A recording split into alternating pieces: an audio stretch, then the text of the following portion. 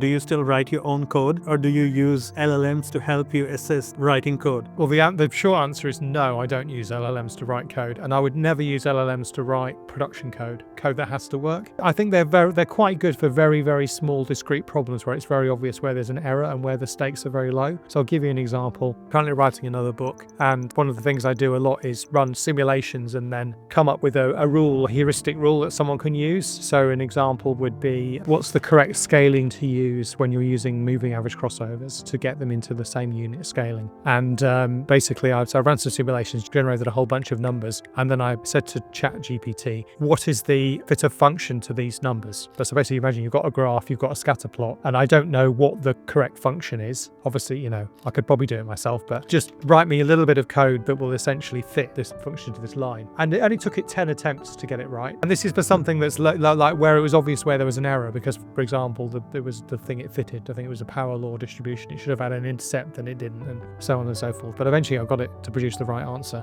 And it was probably slightly quicker than doing it myself. But absolutely I would not use it for any production level code at all. Definitely never. No, absolutely not. Never. No.